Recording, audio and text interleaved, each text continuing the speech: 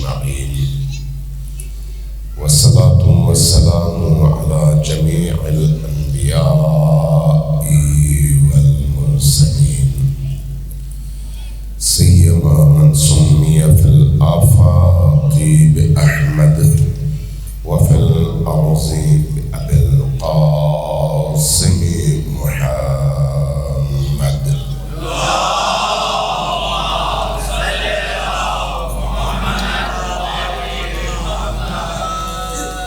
والصلاة والسلام على أولاده الطيبين الطاهرين المعصومين الميامين واللعنة الدائمة على أعدائهم أجمعين من يوم عداوتهم إلى قيام يوم الدين. أما بعد فقد قال رسول الله صلى الله عليه وآله وسلم: فاطمة بضعة مني فمن أحبها أحبني ومن أبغضها أبغضني ومن أبغضني أبغض الله. صلى الله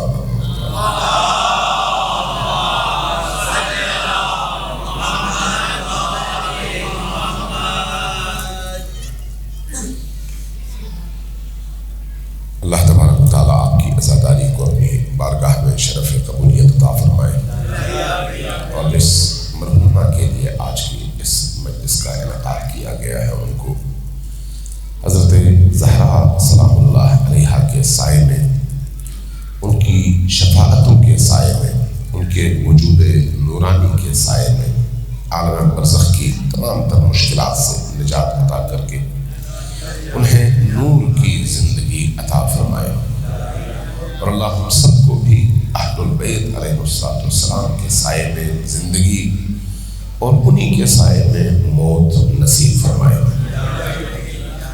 ابھی میرے جو محترم عزیز یہاں پر پڑھ رہے تھے حضرت زہرا سلام اللہ علیہا پر، حقیقت ہے کہ چونکہ زہرائے اطہر سلام اللہ علیہا ہستی ہی ایسی ہے تو ان کی شان میں جو کچھ پڑھا جائے وہ کم ہے، اور ان کی شان، ان کی منزلت اور ان کا مقام زیادہ بالا تر ہے۔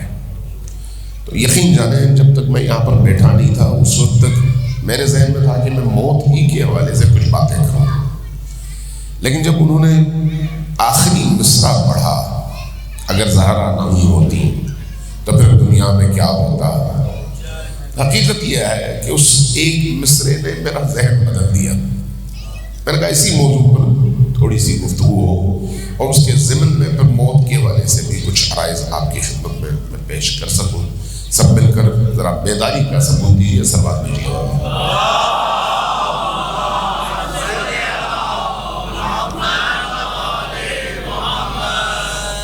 عزیزان گرامی، یہ دنیا اس لیے نہیں آئے کہ ہم اپنی خواہشات کی تکمیل کے لیے زندگی گزاریں۔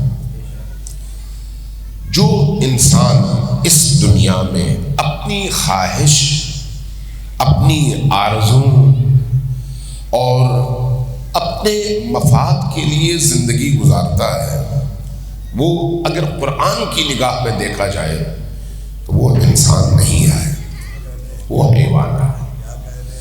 حیوان اور انسان میں فرق یہی ہے، انسان آیا ہے اور بھیجا گیا ہے اپنی نہیں اللہ کی مرضی کے مطابق زندگی گزارنے کے لیے، اور حیوان آیا ہے اپنی جبلتوں کی تکمیل کے لیے۔ دونوں میں آسمان زمین کا فرق ہے، لیکن اللہ نے اسی انسان کے اندر حیوانی جبلت بھی رکھی ہے اور انسانی ملکوتی فطرت بھی رکھی ہے۔ دونوں چیزیں موجود ہیں، جبلت اور ہے اور فطرت اور ہے۔ جبلت حیوانی ہے، فطرت الہی ہے۔ اس لیے قرآن جب فطرت انسانی کی بات کرتا ہے تو کہتا ہے فطرت اللہ التی فطر الناس علیہا، اللہ نے تمام انسان کو اپنی فطرت پر پیدا کیا ہے، پاکیزہ فطرت۔ اس کا نتیجہ کیا ہے؟ جب آپ کے سامنے کسی مظلوم کے چہرے پر کوئی تھپڑ مارے تو آپ کو خوشی کبھی بھی نہیں ہوتی۔ جب کوئی شخص جھوٹ بولتا ہوا نظر آئے تو آپ کو اس کا جھوٹ دیکھ کر اذیت ہوتی ہے۔ جب کوئی کسی کی برائیاں کرنے لگے تو آپ سے اگر پوچھا جائے کسی کی برائی کرنا اچھا ہے برا ہے تو آپ فوراً بول پڑتے ہیں برا ہے، اچھا نہیں ہے۔ یہ فطرت ہے۔ اگر کوئی آپ کے سامنے لمبی نمازیں پڑھتا ہو تو آپ کے دل میں اس کے لیے نفرت پیدا نہیں ہوتی، محبت پیدا ہوتی ہے۔ کیوں؟ اس لیے کہ وہ نمازیں اقدار میں سے ہیں، ویلیوز میں سے ہیں، اور ویلیوز الہی ہوتی ہیں۔ اگر کسی کو اللہ سے بہت محبت کرتا ہوا آپ دیکھیں، کسی کو نبی کریم سے محبت کرتا ہوا دیکھیں، کسی کو امیر المؤمنین اور آل امیر المؤمنین سے حضرت زہرا سلام اللہ علیہا سے محبت کرتا ہوا دیکھیں تو اس شخص کے لیے آپ کے دل میں کبھی حسد پیدا نہیں ہوتا۔ جبکہ اگر کسی کے پاس پیسہ آ جائے، کسی کے پاس منصب آ جائے، کسی کے پاس شہرت آ جائے، کسی کے پاس گاڑی آ جائے، کسی کے پاس بڑا گھر آ جائے تو اس کے خیر خواہوں سے 100 گنا زیادہ اس کے بدخواہ نکلتے ہیں۔ کوئی کچھ کہتا ہے، کوئی کچھ کہتا ہے، ہر ایک کے دل میں اس کے لیے کوئی نہ کوئی حسد کا مادہ پیدا ہوتا ہے۔ لیکن اگر کوئی حضرت زہرا سلام اللہ علیہا سے عشق کا اظہار کرے، محبت کا اظہار کرے، مودت کا اظہار کرے، وہ دشمن بھی ہو تو آپ کے اندر اس کے لیے نرمی پیدا ہوتی ہے۔ وجہ کیا ہے؟ یہ فطرت ہے کہ اعلیٰ چیزوں کو آپ پسند کریں، یہ فطرت ہے کہ اچھی چیزوں سے آپ کو محبت ہو، وہ جبلت ہے جس کا نتیجہ یہ دنیا ہے۔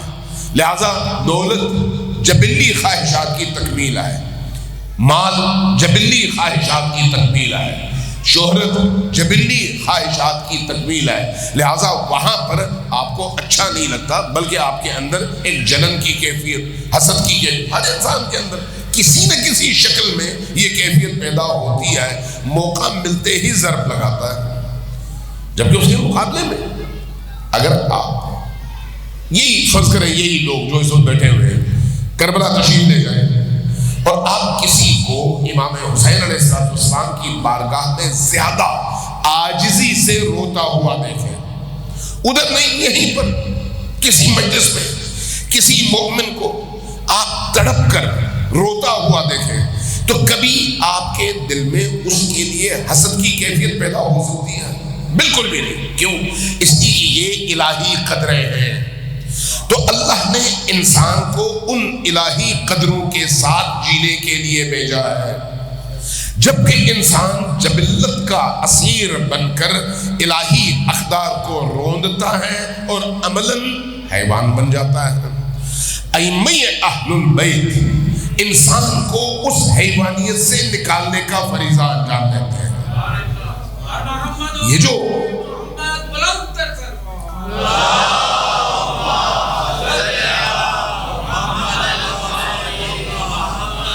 یہ جو انبیاء آتے ہیں، اولیاء آتے ہیں، یا نبی کی آل میں سے اہل البیت تشریف لے آتے ہیں، ان کے آنے کا مطلب کیا ہے؟ یہ آئے اور انسان کو حیوانی خواہشات سے نکال کر الہی ان اوصاف سے مزین کر کے اس کے اندر کی ظلمتوں کو روشنیوں میں بدل کر ان کو زمین سے اٹھا کر آسمان تک پہنچائیں۔ یہ جو مجالس ہیں ان کا مقصد بھی یہی ہے، قرآن پڑھنے کا مقصد بھی یہی ہے، نمازوں کا مقصد بھی یہی ہے، عبودیت اور بندگی کا مقصد بھی یہی ہے۔ اگر ہم سے کہا گیا ہے کہ صدقہ دو، اگر ہم سے کہا گیا ہے کہ قربانی دو، اگر ہم سے کہا گیا ہے کہ یتیم کی پرورش کرو، اگر ہم سے کہا گیا ہے کہ معاشرے کے اندر موجود غریبوں کو کھانا کھلاؤ، ان کی ضرورتوں کو پورا کرو، تو یہ کیوں کہا گیا ہے؟ اس لیے کہ اس کے نتیجے میں ہم اپنے اندر یہ جو حب مال ہے جو کہ حیوانی خواہش ہے اس کو توڑ سکیں اور حب مال اور حب دنیا کی زنجیروں سے آزاد ہو سکیں۔ جب ہم یہاں پر آزاد ہوں گے تو ہم بڑی تیزی کے ساتھ اللہ کی طرف سفر کریں گے۔ جب ہم قید میں ہوں گے، جکڑے ہوئے ہوں گے، تو ہم جتنا بھی زور لگائیں گے اوپر کی طرف وہ زنجیریں ہمیں نیچے کی طرف کھینچیں گی۔ اس لیے بعض لوگ یہ سارے کام کرنے کے باوجود زمین سے 1 فٹ اوپر اٹھ نہیں سکتے۔ بعض لوگ ایسے ہوتے ہیں، وجہ کیا ہے؟ حج کرتے ہیں زمین سے اوپر جا نہیں سکتے، زیارت کرتے ہیں اوپر جا نہیں سکتے، نماز پڑھتے ہیں اوپر جا نہیں سکتے، زکوٰۃ دیتے ہیں اوپر جا نہیں سکتے، خمس دیتے ہیں اوپر جا نہیں سکتے، حج کرتے ہیں اوپر جا نہیں سکتے، عزاداریوں میں شریک ہوتے ہیں، ماتمداری کرتے ہیں، نیاز کرتے ہیں، لوگوں کو کھانا کھلاتے ہیں، بڑی بڑی عزاداری کی مجالس برپا کرتے ہیں، لیکن اوپر نہیں جا سکتے۔ کیوں؟ کبھی سوچا ہے اس میں؟ اوپر نہ جا سکنے کی وجہ کیا ہے؟ کیونکہ یہ جو اعمال ہے اگرچہ اپنی روح میں، اپنے ہدف میں انسانوں کی نجات اور ان زنجیروں کو توڑنے کے لیے ہم پر لاگو کی گئی ہے اور ہمیں ان کا پابند کیا گیا ہے، لیکن جب میں حج پر جاؤں اور حرام سے اجتناب نہ کروں، جب میں حج پر جاؤں اور لوگوں کو بتانے کے لیے کہ بھی میں حاجی کے ٹائٹل کے ساتھ لوٹ رہا ہوں، جب میں زیارات پہ جاؤں اس عنوان سے کہ لوگ مجھے کہیں کہ یہ ہر سال زیارت پہ جاتا ہے، جب میں عزاداری کی مجلسیں کروں تو یہ دیکھوں گی کتنا بڑا مجمع اکٹھا ہوتا ہے اور میرا ہدف مجمع کو اکٹھا کرنا ہو، میرا ہدف لوگوں کو زیادہ سے زیادہ رلانا ہو، نہ یہ کہ اس رونے کے نتیجے میں میں اپنے آپ کو آزاد کر سکوں۔ اس نیت کے فرق کے ساتھ میرا وہی عمل انجام بھی پاتا ہے، لیکن میں قیدی کا قیدی ہی رہتا ہوں، زنجیروں میں اسی طرح سے جکڑا رہتا ہوں۔ اس لیے ان زنجیروں کو توڑنے کے لیے جو سب سے پہلا مرحلہ ہے وہ اپنی نیتوں کو خالص اور پاکیزہ کرنے کا مرحلہ ہے۔ سب سے پہلا مرحلہ نیتیں خالص کرنے۔ نیتیں اندر کی کیفیات کا نام ہے۔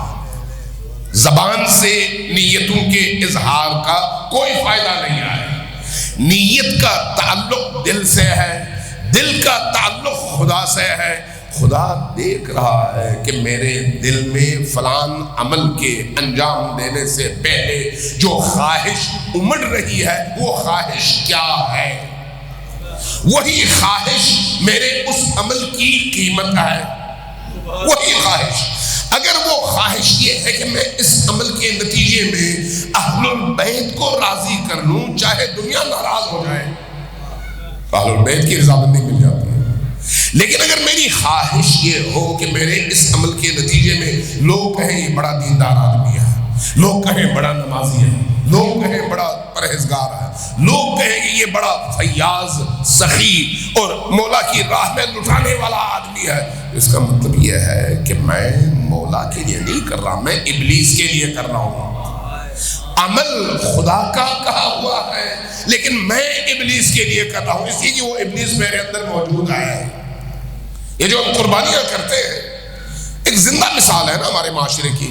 قربانیوں کے ایام میں آپ دیکھیں لوگ کتنا نمائش کرتے ہیں، وہ نمائش صرف قربانی میں نہیں ہوتی، ہر جگہ ہوتی ہے، ہر جگہ اعلان کے ساتھ ہم نے یہ کیا، ہم نے یہ کیا، ہم نے اتنے بکرے دیے، ہم نے اتنے بھیڑ دیے، ہم نے امام بارگاہ کے لیے یہ کیا، ہم نے مجالس کے لیے یہ کیا۔ یہ جو ہم اور میں ہے، یہی میں اور یہی ہم ہمارے پیروں کی سب سے بڑی بیڑیاں ہیں۔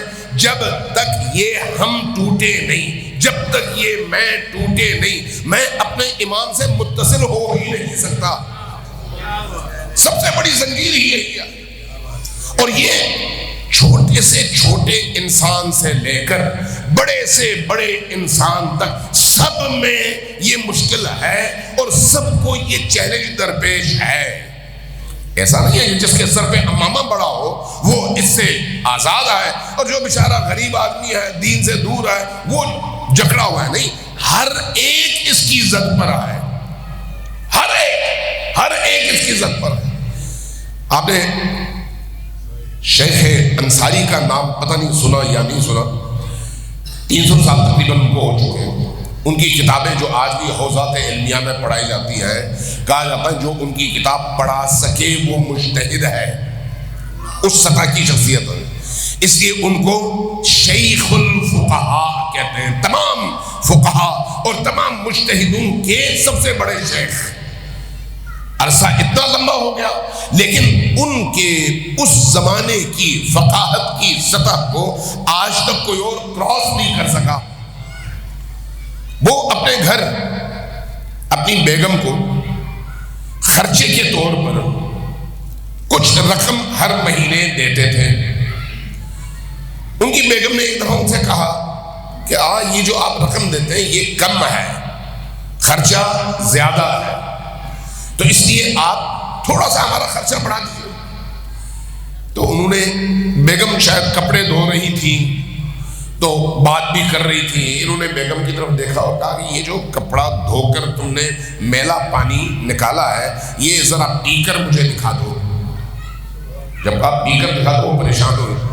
کہا کہ کیا مطلب ہے اس کا؟ کہا کہ یہ جو تمہارے پاس خرچہ ہے اس دنیا کا، یہ اسی گند اور میل کی طرح سے ہے، اس لیے جان بچانے کی حد تک استعمال کرنا جائز ہے، اس سے زیادہ اپنے آپ پر استعمال نہ کرو، دوسروں پر استعمال کرو، دوسروں پر استعمال. خواب میں کسی آپ کے شاگرد نے ابلیس کو دیکھا، ابلیس سے گفتگو کی، کتابوں میں نقل ہوا ہے. ابلیس نے اس نے پوچھا کہ ہاں بھائی تمہارا کام کیا ہے دنیا میں؟ کہا میں نے موٹی موٹی رسیاں بنائی ہوئی ہیں اور ہر ایک پر وہ رسی پھینکتا ہوں، جو پھنس جائے اس کو اپنے پیچھے لے کے چلتا ہوں. کہا اچھا تو سب سے بڑی اور موٹی رسی تمہاری کس کے لیے ہے؟ کہا کہ شیخ انصاری کے لیے. کہا کہ میں نے بڑی دفعہ ان پر اپنی کمند پھینکی ہے لیکن وہ کبھی بھی اس کا شکار نہیں ہوئے. ایک دفعہ میں نے کوشش کی اور وہ رسی ان کے گلے تک پہنچی لیکن انہوں نے جھٹک دیا اور اپنے آپ کو آزاد کروا لیا. کہتے ہیں اچھا. وہ شاگرد کہتا ہے اچھا میرے لیے کون سی رسی ہے؟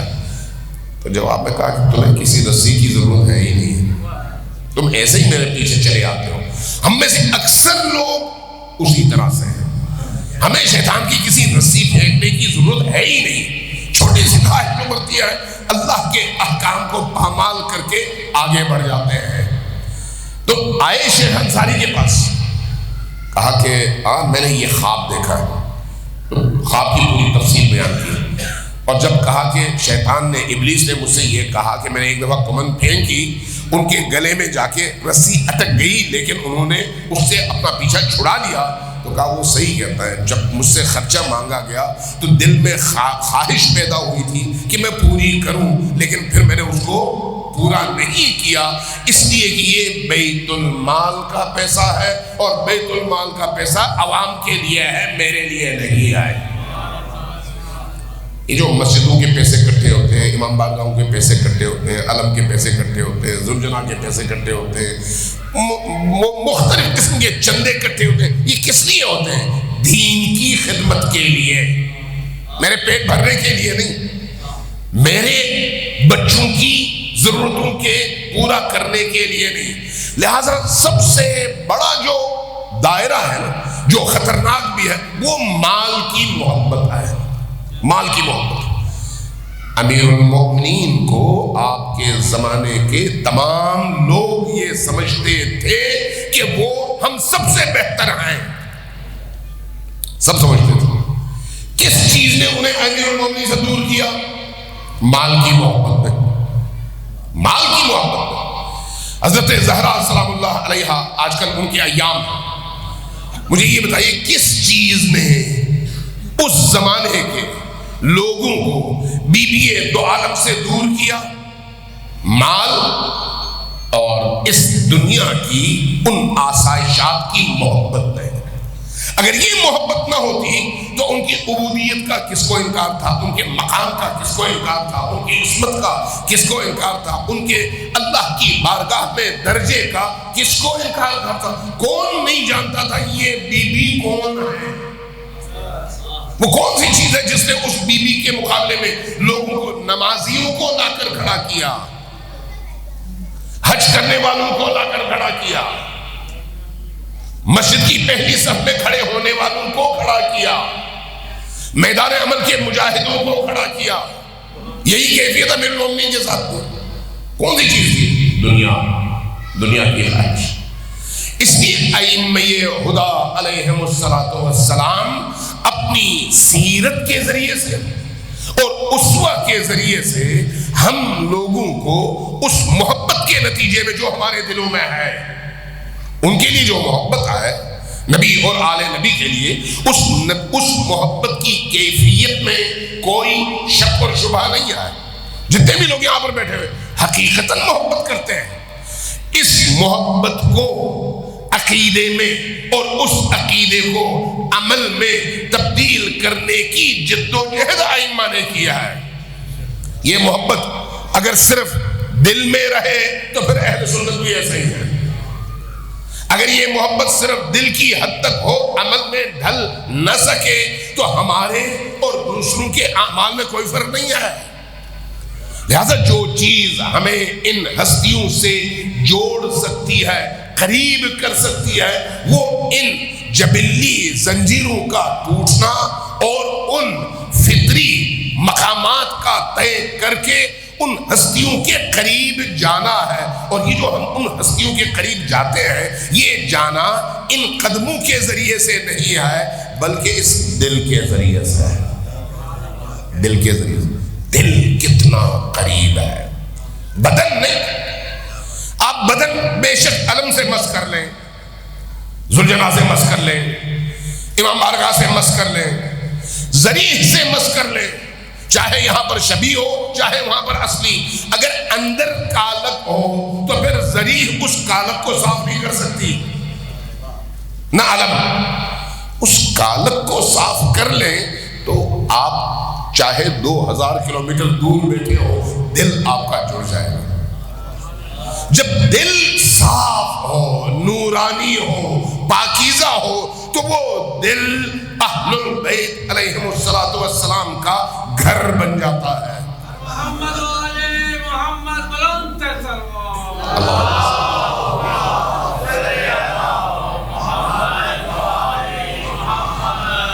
اگر دل ان کا گھر بن جائے تو پھر اس دل میں جو ان کا گھر ہو نجاست نہیں آ سکتی، چونکہ وہ پاکیزہ ہے۔ جب دل میں نجاست نہ آئے تو آنکھیں محفوظ ہو جاتی ہیں، دل میں نجاست نہ آئے تو ہاتھ محفوظ ہو جاتے ہیں، دل میں نجاست نہ آئے تو زبان محفوظ ہو جاتی ہے، دل میں نجاست نہ آئے تو ہاتھ پاؤں محفوظ ہو جاتے ہیں۔ پھر آدمی حرام نہیں کھاتا، رشوت نہیں لیتا، دوسروں کا حق نہیں مارتا، دوسروں کو اذیت نہیں دیتا۔ جب دل روشن ہو جائے تو بدن ہمیشہ تکلیف میں رہتا ہے، یہ یاد رکھیں۔ دل اگر روشن ہو جائے، نورانی ہو جائے، تو بدن ہمیشہ تکلیف میں رہتا ہے۔ امیر المومنین سے زیادہ تکلیف کسی نے اٹھائی ہے، دن میں بھی اور رات میں بھی۔ راتوں میں سوتے نہیں تھے، ایک ایک کر کے یتیموں کے گھروں میں جاتے تھے اور اپنے کندھے پر آٹے کی بوریاں اٹھا اٹھا کر جاتے تھے۔ بدن ہمیشہ تکلیف میں، یہ بدن ہمیشہ تکلیف میں، آرام کم، آسائش کم، لیکن لوگوں کی خدمت زیادہ۔ اس خدمت کا تعلق بدن سے ہے یا روح سے؟ بدن کو مشکلات میں ڈال کر روح کو عظمتیں بخشنا، یہ ائمہ اہل البیت علیہ السلام سے اس محبت، اس عقیدت اور اس ایمان کا لامحالہ نتیجہ ہے کہ اگر یہ ایمان مضبوط ہو تو بدن تکلیف میں ہو۔ اگر یہ ایمان مضبوط ہو تو انسان ہمیشہ ٹینشن میں رہے، لیکن ٹینشن کس کے لیے؟ اپنے پیٹ کے لیے نہیں، اپنے بچوں کے مستقبل کے لیے نہیں، اس لیے نہیں کہ صبح کیا کھاؤں گا، رات کیا کھاؤں گا، کل کیا ہوگا۔ نوکری کا کیا ہوگا، چھوکری کا کیا ہوگا، بیوی کا کیا ہوگا، بستر کا کیا ہوگا، گھر کا کیا نہیں، یہ چیزیں نہیں۔ اگر کسی کو اپنی زندگی میں خدا اہل البیت مل جائیں تو پھر یہ ساری چیزیں مل جاتی ہیں، ساری چیزیں مل جاتی ہیں۔ انسان جب اپنی توقعات بڑھاتا ہے تو اذیتیں بھی بڑھاتا ہے، توقعات کم رکھتا ہے تو اذیتیں بھی کم رکھتا ہے، کم ہوتی ہیں۔ ٹینشن کا تعلق تب ہوتا ہے انسان کی روح سے، بدن سے، اس پورے وجود سے، جب اس کی ٹینشن اس مادی زندگی کے لیے ہو۔ اگر اس مادی زندگی کے لیے نہ ہو تو انسان میں بہت زیادہ غصہ آ جاتی ہے۔ نبی کریم اس عالم کے بارے میں سوچتے تھے، امیر المومنین اس پورے عالم کے بارے میں سوچتے تھے، بی بی دو عالم اس پورے عالم کے بارے میں سوچتی تھی۔ یہ ایام فاطمیہ ہے، فاطمۃ الزہرا سلام اللہ علیہا کی ذات کی اگر آپ تھوڑی سی معرفت حاصل کر سکیں، ہمیں اللہ وہ معرفت دے دے تو اس کے نتیجے میں آپ دیکھیں گے کہ آپ کا پورا وجود کتنا نورانی ہو جاتا ہے۔ بی بی کے اس معرفت کے نتیجے میں چونکہ ٹائم کم ہے اور ایک ہی مجلس ہے، اور مجھے پھر چونکہ آج بہت زیادہ ہمارے دوستوں نے، میزبانوں نے لیٹ کر دیا، جو بھی وجہ تھی، تو میں بہت اس وقت ڈسٹرب ہوں۔ ایک اور جگہ مجھے 8 بجے کا میں نے ٹائم دیا ہوا تھا، اب یہاں پر 9 بج چکے ہیں، تو اس لیے میں مختصراً چند جملے عرض کروں گا، لیکن کوشش کروں گا کہ مختصر بھی ہو اور زیادہ سے زیادہ وہ معرفت ہم حاصل بھی کر سکیں۔ سماعت دیجیے بر محمد و آل محمد۔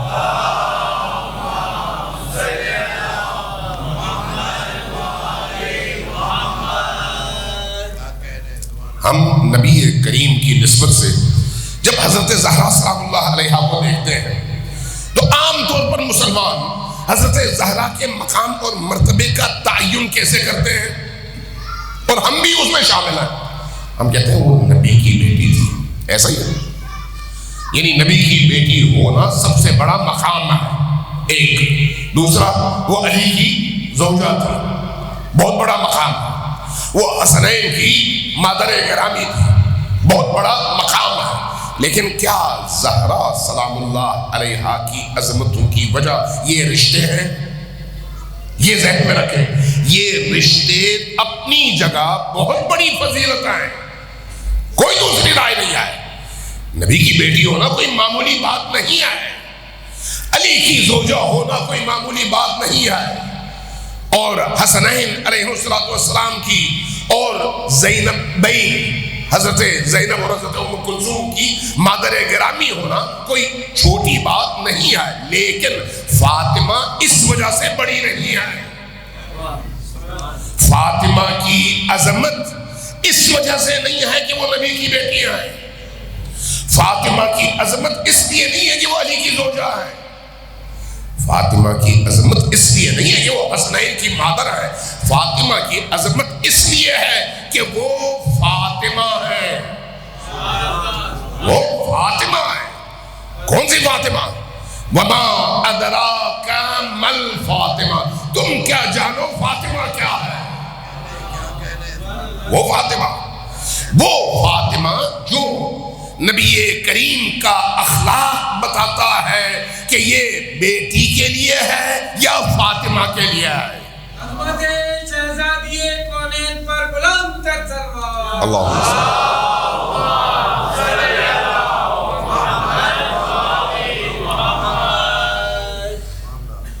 باتیں اتنی ہیں، میں اب سوچ رہا ہوں کہ کون سی آپ کو بتاؤں، کون سی چھوڑوں۔ ذرا صرف ولادت حضرت زہرا کے حوالے سے دیکھ لیں آپ، اگر آپ نبی اور علی دونوں کی ولادت کے لیے دیکھیں تو وہ اہتمام نظر نہیں آتا جو فاطمہ کے لیے نظر آتا ہے۔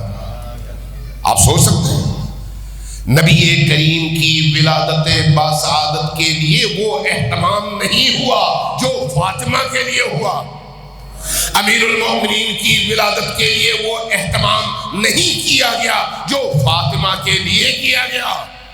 خود یہ نہیں بتاتا کہ یہ ہستی کیسی ہستی ہے۔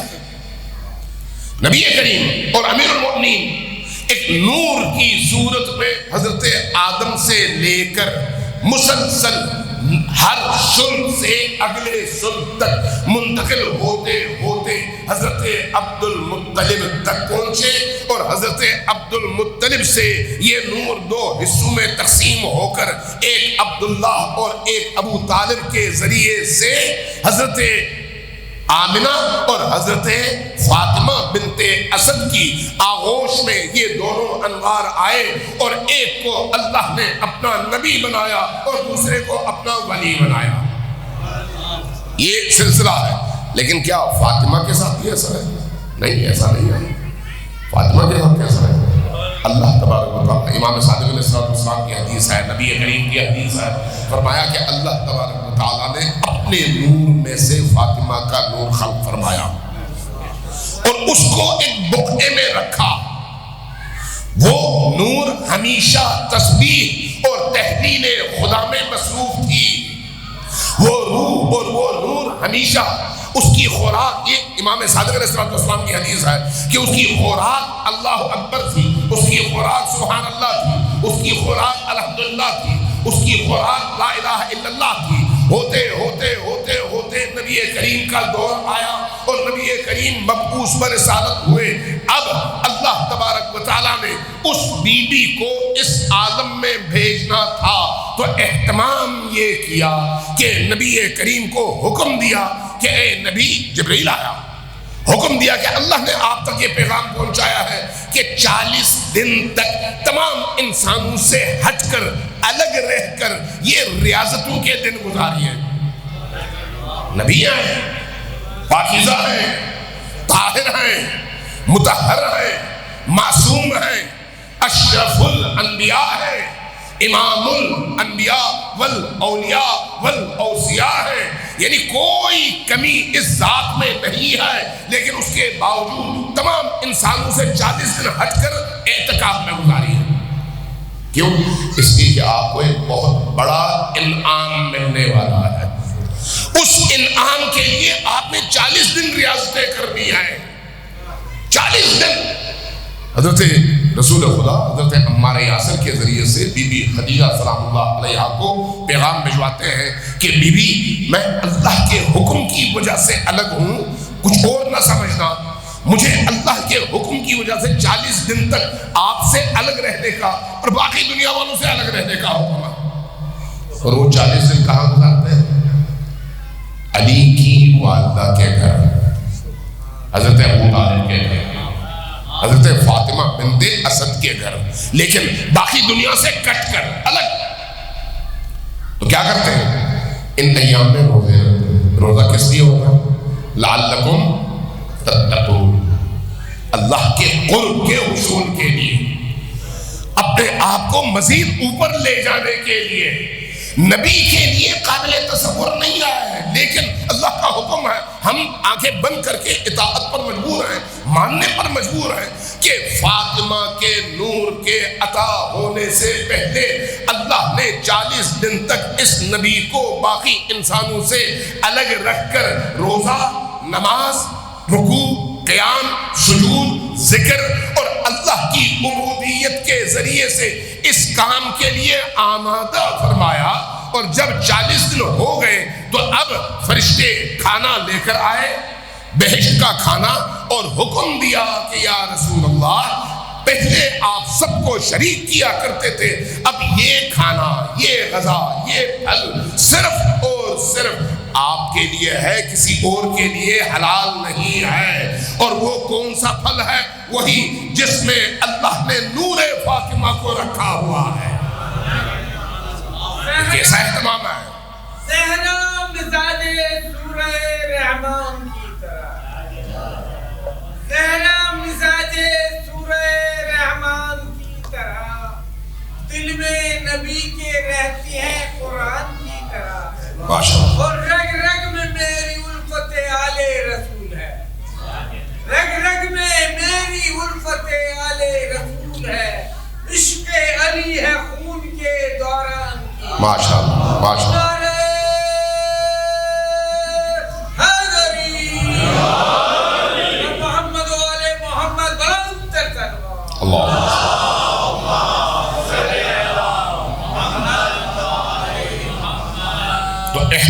دیکھتے ہیں کہ اللہ نے اس بی بی کے عطا کرنے سے پہلے ان کی زمین پر آمد کے لیے کس طرح سے خود محمد الرسول اللہ کو تیار فرمایا، اور وہ بھی اس اعتکاف، عبودیت اور بندگی کے ذریعے سے۔ خود نبی کریم کے حوالے سے یہ اہتمام تو نظر نہیں آتا، خود امیر المومنین کے حوالے سے یہ اہتمام نظر نہیں آتا۔ اس لیے فاطمہ کو پہچانیے جتنا ہمارا ظرف ہے کہ فاطمہ ان 3 نسبتوں کی وجہ سے عظیم نہیں آئے، بلکہ فاطمہ اس لیے عظیم ہے کہ وہ فاطمہ ہے، وہ رسول بھی نہیں آئے، وہ امام بھی نہیں آئے، وہ خلیفہ بھی نہیں آئے، لیکن عظیم ہے۔ کائنات کی تاریخ میں، کائنات کی تاریخ میں، انسانی تاریخ میں اللہ تبارک و تعالیٰ نے قرآن کریم میں ایک ہستی کے بارے میں کہا کہ اس کی زندگی میں ایک دفعہ فرشتہ نازل ہوا، ایک دفعہ۔ وہ ہستی کون ہے؟ حضرت مریم سلام اللہ علیہا، ایک دفعہ اور نازل ہوا، اور حضرت عیسیٰ علیہ السلام کی بشارت دی اور سمجھایا اور واپس چلے گئے، ایک ہی دفعہ۔ اور اس کی وجہ سے حضرت مریم اپنے زمانے کی تمام خواتین سے افضل کہلائی۔ یہ بی بی کون ہے جن کو رسول کریم نے سیدۃ نساء العالمین کہہ کر ان کا مقام بیان کیا؟ وہ بی بی ہیں جن پر رسول خدا کی رحلت کے بعد 40 دن تک ہر روز فرشتہ ایک دو بار اترتا رہا، یہاں تک کہ احادیث میں موجود ہے۔ اور امام خمینی اکثر کہا کرتے تھے کہ فاطمہ وہ ہے جن پر رسول کے بعد ایک دفعہ نہیں، 2 دفعہ نہیں، 70 بار فرشتہ اترا ہے۔ عظمت شہزادی سنن پر بلند تر سلام۔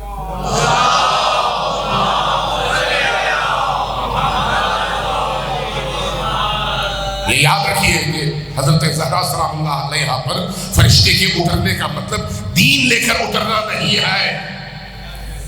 قرآن کہتا ہے کہ وَأَوْحَيْنَا إِلَى النَّمْلِ، ہم نے چیونٹی پر وحی اتاری۔ تو اللہ جس کو جیسے چاہتا ہے ویسے مخاطب کرتا ہے اور اس تک اپنا پیغام پہنچاتا ہے، کبھی نبی پر فرشتے کی صورت میں، کبھی نمل پر الہام کی صورت میں، اور سب کو اللہ کہتا ہے یہ وحی آئے۔ لیکن نبی کے بعد دین اب نیا نہیں آئے گا، تو پھر فرشتہ حضرت فاطمہ کے پاس کیا کرنے آیا؟ مستقبل کے حوالے سے اس عالم میں جتنے بھی واقعات رونما ہونے ہیں ان کی خبر یہ فرشتہ آتا اور دیتا، اور حضرت زہرا سلام اللہ علیہا سنتی اور علی سے کہتی یا علی آپ لکھیے، علی لکھتے فاطمہ بیان کرتی، اور فرشتہ بیان کرتا فاطمہ سنتی اللہ کی طرف سے۔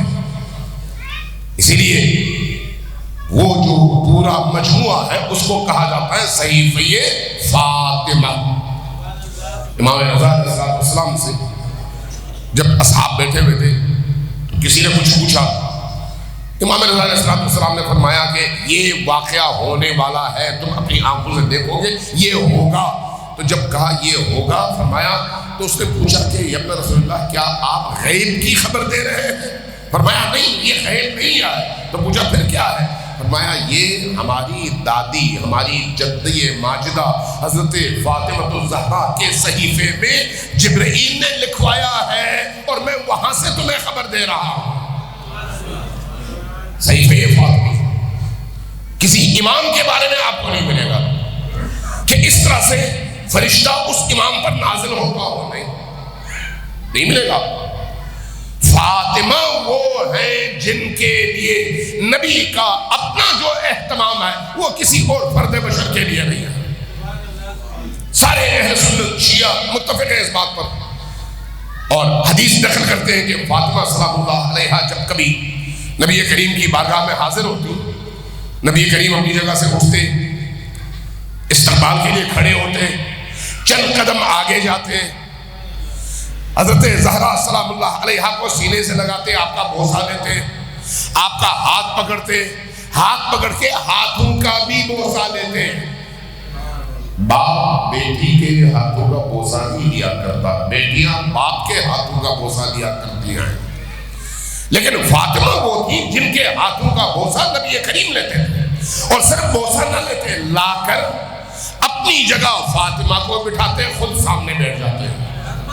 شہزادی کونین پر بلند تر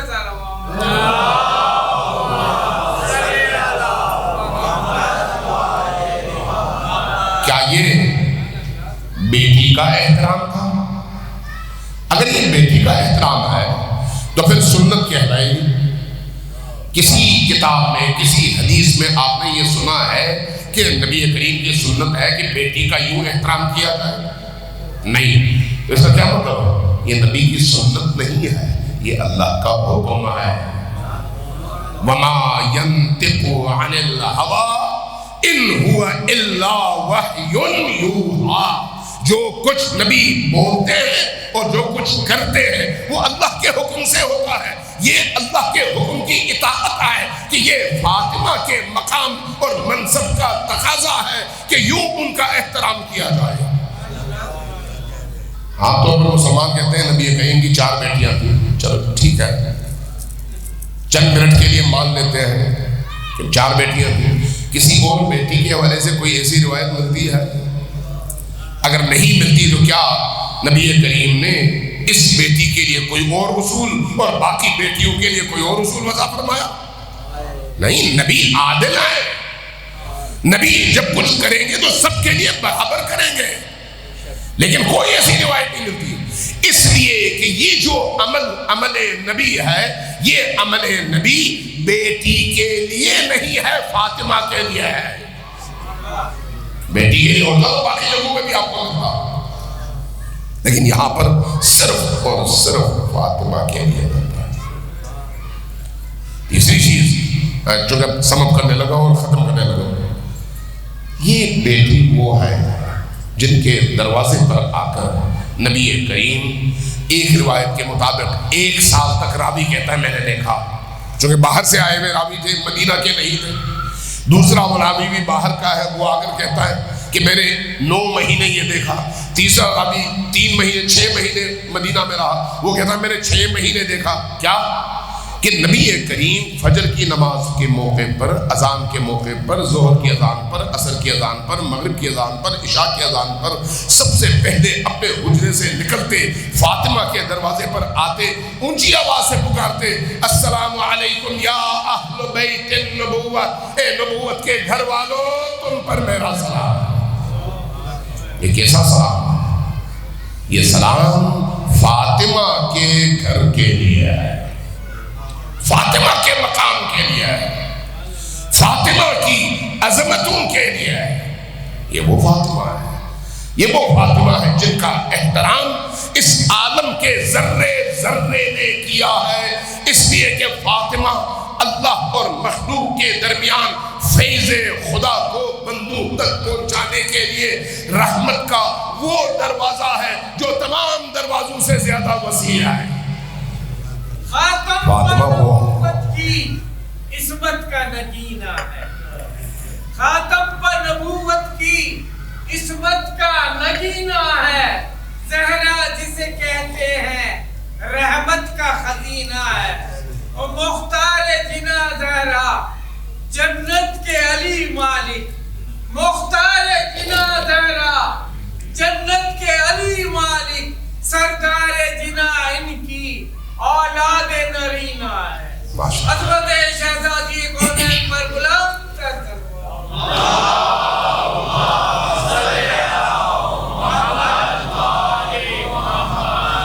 عزیزان کرام، یہ وہ دروازہ ہے، یہ وہ عظیم ترین دروازہ ہے جس کا احترام نبی بھی کرتے تھے اور جس کا احترام اللہ کے فرشتے بھی کرتے تھے۔ یہ وہ دروازہ ہے کہ جب وقت آخر نبی کریم کا سر تھا علی کا سینہ، تو دروازے پر دستک ہوئی، بی بی رو رہی تھی۔ نبی کریم نے فرمایا کہ بیٹی دروازے پر اسرائیل کھڑا ہے، دستک دے رہا ہے، اس سے پہلے اس نے کبھی کسی کے پاس جا کر اجازت نہیں مانگی۔ یہ تمہارا در ہے جہاں پر آ کر اسرائیل بھی اجازت لے رہا ہے کہ میں اندر داخل ہو سکتا ہوں یا نہیں۔ یہ وہ دروازہ ہے، یہ وہ دروازہ، اور بیٹی بھی وہ عظیم ترین بیٹی ہے۔ امام صادق علیہ السلام کی ایک روایت عرض کروں، اس روایت سے پہلے صرف یہ عرض کروں گا کہ اس بی بی سے محبت کے جو تقاضے ہیں وہ دل کے ہیں، اس لیے اس بی بی کی یاد، اس بی بی کی محبت میں کسی کی مدد، اس بی بی کی راہ میں کسی عزاداری کی مجلس کا اہتمام، اس بی بی کے نام پر کسی پیاسے کو پانی پلانا، اس بی بی کے نام پر کسی بھوکے کو ایک لقمہ کھلانا، اگر حقیقتاً ان کی نیت سے ہو تو کبھی بھی اللہ کی بارگاہ سے وہ پلٹ کر نہیں آتا، قبول ہو جاتا ہے۔ شرط یہ ہے کہ ان کے لیے، مجھے نہیں معلوم آپ لوگوں کو میں نے واقعہ سنایا یا نہیں سنایا، امام خمینی کے ہاں ایک بہت بڑے عالم تھے، قم کے، آیا کرتے تھے پڑھنے کے لیے، مجتہد نہیں تھے لیکن خطیب بہت بڑے تھے۔ آئے کوثری خطیب تھے، بڑے عالم تھے، اور لاکھوں لوگوں کو سنتے تھے۔ میں نے بھی امام خمینی کے ہاں ایک دفعہ ان کو سنا اور کہیں اور سنا، لیکن جب سنا تو پتا چلا کہ واقعی کتنے بڑے خطیب ہیں۔ انہوں نے اپنا زندگی کا واقعہ نقل کیا ہے کہ عاشور کے دن صبح میں گھر سے نکلا اور حرم حضرت معصومہ میں نے خطاب کرنا تھا اور ساری قوم وہاں پر جمع تھی۔ جب گھر سے میں کوچے میں آیا تو گلی میں نے دیکھا چند بچے ہیں، 7-8 بچے، ان کی عمریں بھی 6-7 سال 8 سال۔ تو انہوں نے ایک کیتلی رکھی ہوئی ہے چائے بنانے کے لیے، ایک 2 اینٹوں پر، دوسری طرف ایک جگ رکھا ہوا ہے اور اس میں شربت ہے، اور پیچھے دیوار پر ایک کپڑا لگایا ہوا ہے اور 4 اینٹیں رکھ کر امام بارگاہ بنائی ہوئی ہے۔ جب میں قریب سے گزرا تو بچے آ کر مجھ سے لپٹے، سلام کیا اور کہا کہ آقا آج ہماری مجلس آپ پڑھیں اور پھر جائیں۔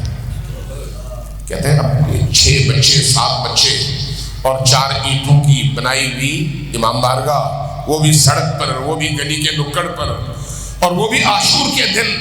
کہتے ہیں میں نے کہا بچوں حرم میں لاکھوں لوگ منتظر ہیں مجھے سننے کے اور میرے پاس ٹائم نہیں آئے۔ تو بچوں نے کہا نہیں، جب تک آپ نہیں پڑھیں گے ہم آپ کو جانے نہیں دیں گے۔ اب جب بچوں کا اصرار بڑھا اور انہوں نے میری ابا پکڑ لی تو مجھ سے پھر مجھے حیا آئی کہ ایسا نہ ہو کہ بی بی ناراض ہو جائے، ایسا نہ ہو۔ کہتے ہیں میں نے مجلس پڑھی، لیکن میں نے مجلس جو پڑھی وہ کتنی دیر پڑھی؟ 20 سیکنڈ بھی نہیں۔ کیا پڑھا؟ کہتے میں نے زیارت عاشورہ کے 4 جملے پڑھے، ٹوٹل 4 جملے، السلام علی الحسین وعلی علی ابن الحسین وعلی اولاد الحسین وعلی اصحاب الحسین، یہ 4 جملے۔ اور اس کے بعد سلام کر کے میں نیچے اترا، ایک اینٹ کے اوپر بیٹھا تھا، کھڑا ہوا۔ جب میں کھڑا ہوا تو بچے سب اٹھے، مجھ سے لپٹے اور بڑے احترام سے عرض کیا کہ آپ نے ہماری مجلس پڑھی، ہماری خواہش پوری ہو گئی، اللہ آپ کو اجر دے، اللہ قبول کرے۔ جب میں چلنے لگا تو مجھ سے کہا دیکھیے ہم نے یہ نیاز کے طور پر چائے اور شربت بنائی ہے، آپ ہماری نیاز کی چائے پی کر جائیے۔ اور ایک پلاسٹک کے گلاس میں چائے میرے ہاتھ میں تھما دی۔ کہتے میں نے چائے اٹھائی، اپنے ہونٹوں سے لگائی تو دیکھا آدھی کچی آدھی پکی ہے، ابلی ہوئی نہیں ہے۔ اب چھوٹے چھوٹے جو 6-7 سال کے بچے چائے بنائیں گے تو کیسی بنائیں گے؟ نہ اس میں چینی، نہ اس میں دودھ، بس ابلا ہوا پانی اور تھوڑی سی پتی۔ تو کہتے ہیں میں نے اپنے منہ سے لگائی، پھیکی بھی تھی، بے مزہ بھی تھی اور ابلی ہوئی بھی نہیں تھی، مجھ سے پی نہیں گئی۔ میں نے ان کی آنکھیں بچا کر وہ چائے گرا دی، گلاس رکھا ایک طرف، بچے آپس میں مصروف تھے، میں نے ان سے اجازت دی، میں چل پڑا۔ کہتے ہیں شام تک عزاداری کی بڑی بڑی مجلسیں ہوئی، میں نے عزاداری کی، میں نے خطاب کیا، لاکھوں لوگ آئے، سنا، روئے، ماتمداری ہوئی، گریا ہوا، سب کچھ ہوا۔ رات میں گھر آیا، نہا دھو کے کپڑے بدل کے زیارت عاشورہ اور باقی اعمال کرنے کے بعد جا کے لیٹ گیا بستر پر کہ اب سو سکوں۔ کہتے ہیں جیسے ہی میری آنکھ بند ہوئی، سو گیا، تو میرے کانوں سے آواز ٹکرائی، بی بی تشریف لائی ہے، اٹھو۔ جب یہ آواز آئی، میں نیند میں ہوں، نیند میں اٹھتا ہوں۔ کہنے لگے میں جب اٹھا تو میں نے دیکھا بی بی تشریف لائی ہے، میں آپ کے قدموں میں بیٹھ گیا۔ بی بی نے میرے چہرے کی طرف دیکھا، کہا بیٹا کوثری، سید تھے، کہا بیٹا کوثری، آج تمہاری کوئی مجلس ہماری بارگاہ میں قبول نہیں ہوئی۔ میں رو پڑا، میں نے عرض کیا بی بی میں آپ کے بچے پر میں خود رویا، لوگوں کو رلایا، بڑے بڑے اجتماعات تھے، کوئی قبول نہیں فرمایا۔ کیوں؟ اس لیے کہ تم نے پڑھا، لوگ خوش ہوئے، تمہیں بھی خوشی ہوئی کہ تمہاری بڑی اچھی مجلس لگ گئی، تو تمہیں لوگوں سے تعریف مل گئی اور لوگوں کو تم سے عزاداری، تو حساب برابر ہو گیا۔ ہمارے لیے کچھ نہیں تھا، ہمارے لیے کچھ نہیں تھا۔ تو کہتے ہیں میں تڑپ کر رو پڑا اس خیال سے کہ اس کا مطلب ہے میری زندگی ایسے ہی ختم ہو گئی، پھر ساری زندگی ایسے ہی گزر گیا۔ فرمایا بیٹا کوثری، وہ جو تم نے ان 6 بچوں کے درمیان پڑھی تھی وہ قبول ہو گئی ہے، اس لیے وہ خالصانہ ہمارے لیے تھے۔ کیوں؟ اس لیے 4 سے 5 بچے کون پوچھتا ہے، کون پوچھتا ہے؟ اور تم نے بھی کوئی لمبی چوڑی مجلس نہیں پڑھی، 4 جملے پڑھے، لیکن خالصانہ ہمارے لیے پڑھے۔ جب یہ کہا تو میں تڑپا، رویا خوشی سے کہ چلے ایک چیز میری قبول ہو گئی، جو قبول ہو گئی وہ سب سے بڑی ہوتی ہے۔ جب میرے اندر یہ احساس پیدا ہوا تو بی بی نے میری طرف پلٹ کر پوچھا بیٹا وہ چائے تم نے گرائی کیوں تھی؟ میں نے پوچھا بی بی کیوں، اس چائے میں کیا مسئلہ تھا، کیا بات تھی؟ فرمایا کہ کیا تمہیں نہیں معلوم وہ چائے ہم نے اپنے ہاتھوں سے بنائی تھی۔